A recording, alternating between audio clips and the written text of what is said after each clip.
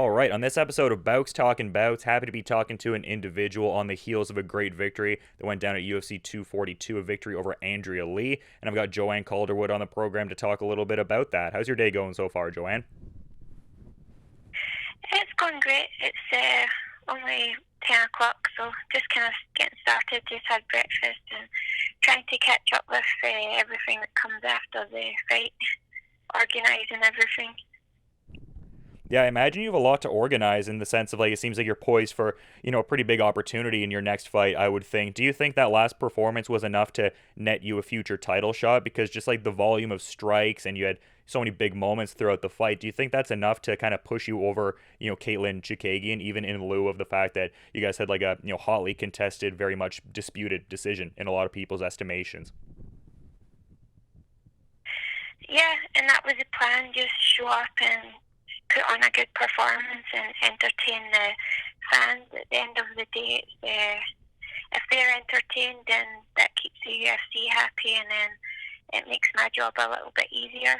So, yep, that was the plan. Just turn up and have fun in there, and I enjoyed every second of it, and I feel like my performance was very good. Obviously, there's still a lot of things that I can take away from the fight that I need to improve in, but that's every fight.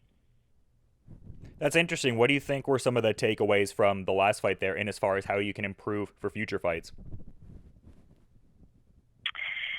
Just there was a few moments where I could capitalise a little bit more, especially when I dropped her off in round one with that elbow.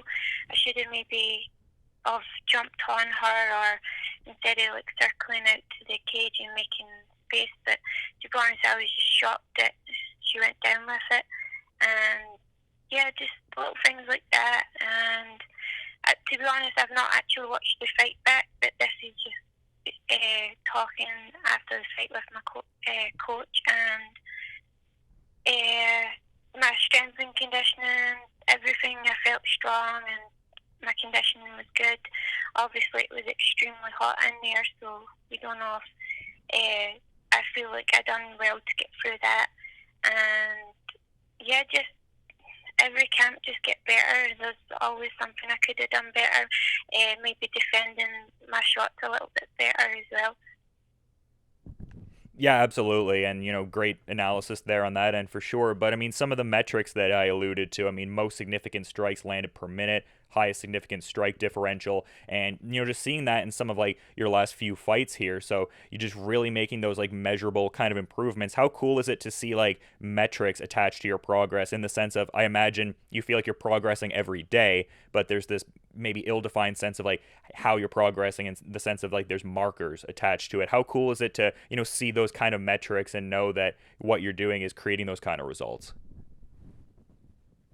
It's great because like I set out in this sport, and even at the start, there was something deep down inside me that I knew I was special, and I knew I had this kind of special connection with training, and I was different from the rest. And it's great for my confidence that I'm seeing numbers as well, and there's like no one else really in the division that. Yeah, there's maybe a few, but at the same time, I'm kind of at the top. So it's great for my confidence and great for my career. I feel like I had more stats and more of an argument to say, you know what, yeah, I deserve the title shot. And here's it's not like I can say, oh, I've got 20 years of experience. Now I have numbers to back it up, and I can prove and show that I am special and I'm different to the rest.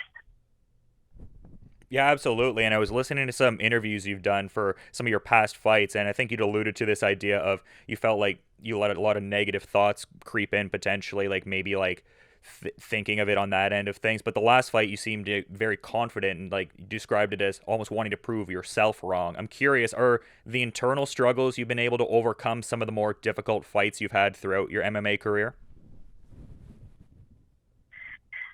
This sport it's very hard because there's a lot of highs and lows, and I just feel like I do appreciate the lows because I do feel like I get stronger that little bit more.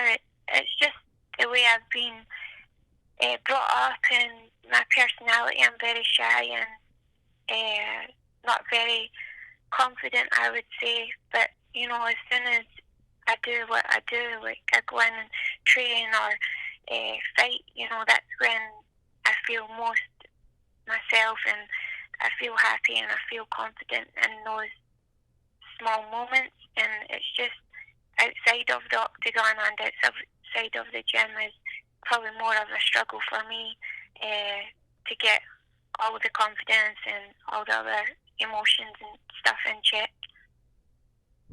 Well, I mean, it seems like you've done the due diligence to like help with that and everything, and it just seems like the comfortability and just finding your rhythm has been very key. Like it seemed like your time at TriStar was beneficial on some level, but since moving to like UFC PI and stuff like that, it really seems like you've gained traction. How much do you credit to your recent success to like everything you've been able to do at the UFC PI? Because it seems like you learn a lot about like, you know, supplements, proper weight cutting, and things like that.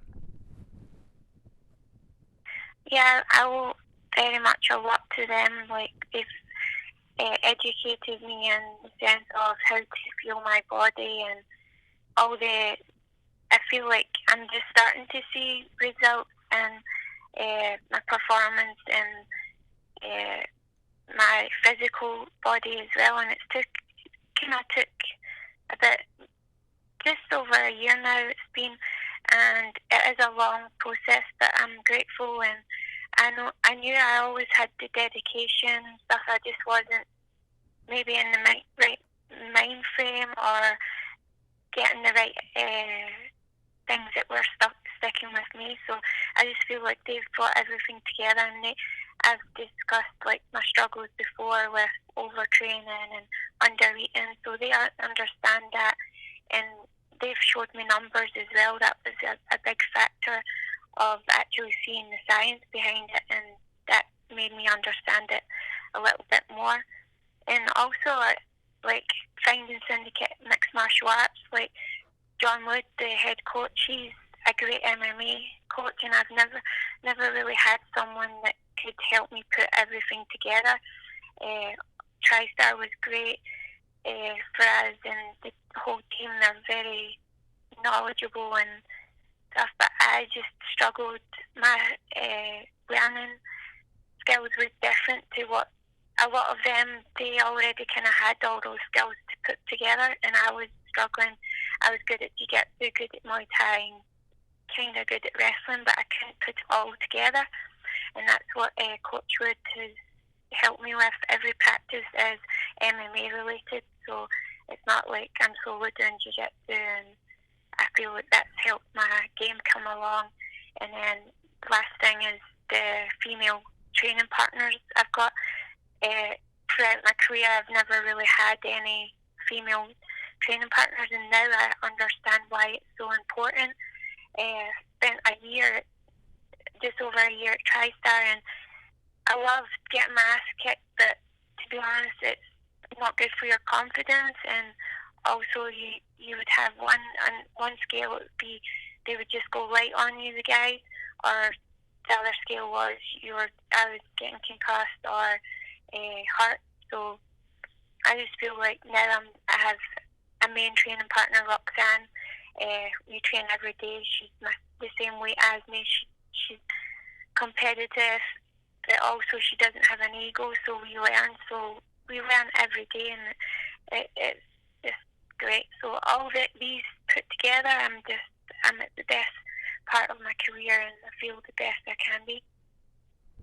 Yeah, Roxanne Modafferi's got those dangerous hips, though. I understand your first time getting stitches kind of came from that. Yeah, and I've like even like grappling with her and stuff. I've hurt my head off her hips, and I'm like, man, you should never mind knee pads and elbow pads. We should have hip pads for you.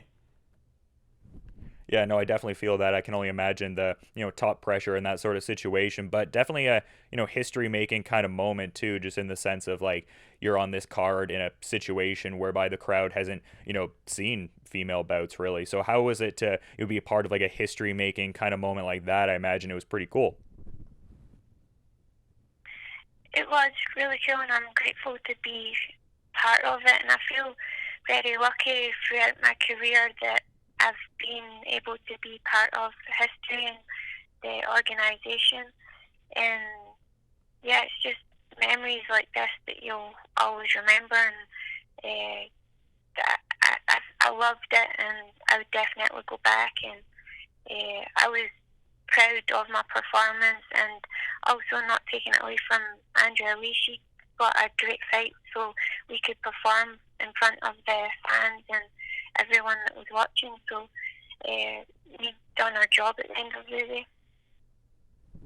Yeah, for sure. And on the heels of such a big victory, 3 fights in 2019 and all that, I'm kind of curious. I imagine if the fight was offered to you in this calendar year, you would take it. But would you, if you had your druthers, maybe prefer an earlier 2020 fight with Valentina if, in fact, you get this title shot? Or where do you stand on like how active you want to be in the coming months? Really active. I don't care if it's for the title or not. I just want to stay active, and it's good right now in my career. I take like a week off to let the body heal, but I'm straight back in. I've been back in the gym, watching and being surrounded by my teammates, and I'm motivated, and I just feel like I want to keep that ball rolling. I feel like Valentina wants another fight before the end of the year, I'm sure, and the kind of people that are before me are tied up. So I just hope that if they do put that together, then it all works out, and I'm ready. Like, I would jump at that chance. There's no way I would turn that down or want to wait till 2020. Like, the time is now. Yeah, for sure. I mean, you're definitely a fighter, but it seems like you found out Danny Brown was a bit more of a lover than a fighter. How was it to be on Danny's house, the season finale, and everything like that? Because it looked pretty fun. It was so much fun, and I didn't realize he was like a fan of mine. So that was pretty cool, and he was a great guy, and he's so funny, and it was a great experience that whole day, and I would love to go back on and see if he's improved any, but I'm pretty sure we'll probably be at the same stage as before. But yeah, I loved that, and I was grateful for that opportunity. Yeah, and I've seen interviews like even beyond that one where Danny has said you're like his favorite UFC fighter. I'm curious, is that like kind of like a mutual reciprocated thing? Are you bumping some Danny Brown music by chance? Do you check out much of that or not so much maybe? Yeah, I'll listen to him, but I'm not really. I'm a fan. I respect him and all that, but his music is kind of different style to mine. I'm kind of open to all music, but he's not someone that I'll like listen to like on a daily basis. Maybe, Don't tell him that. maybe Frightened Rabbit more so. Anymore. No, I imagine you're bumping a fair bit of Frightened Rabbit though. It seems like you're a big fan of that band. Yep, and it's so hard now. Like, I don't know if you know the lead singer committed suicide. So Yeah. now every time, like, they helped me a lot through a point in my life where I was depressed and going through a hard time, and so now when I listen to it, and I feel like he didn't end the struggle, but because I still feel like he'll live on, and he's taught us a lot. That it's so hard listening to their music now because it all makes sense. Yeah, that's a great way to put it. I mean, definitely like a tough situation in that regard for sure. But it's cool that like music did that for you because I think it's like a very cathartic sort of thing like that. But I get what you mean. It's kind of heartbreaking to look back on some of the songs and sort of realize what they're coming from and the feelings that I guess underpin that. Yeah. But yeah, I'm curious. Like, if you like, is that kind of like your general genre, like some like indie alternative kind of stuff? Like, are you in that sort of sphere as far as like what you would regularly listen to there? Yeah, Frightened Rabbit's definitely top of the list, and Ben Howard, Uh, I've actually my boyfriend is a massive rock and roll fan, and I recently went to see Metallica Awesome. in concert, and I've listened to their songs like a lot before, but now it kind of just got me on their bandwagon, and I love. I kind of like went on this whole binge with them, finding out everything about them and watching all their documentaries and listening to all their music, and I just feel like like I was missing something in my life. No, it's awesome you were able to, establish that connection and everything. That's the great thing about music. But you've been great with your time too. I'm curious though if there's anything you want to add as a parting thought as we're wrapping things up here. In what way do you mean? Oh, just I mean, if you wanted to like shout out a sponsor or if you had any thought you wanted to put out there, just balls in your court, I guess, kind of thing. But Yeah, well, so for that fight, I just had Anna Malaria. It's a Scottish brand, and they supported me for.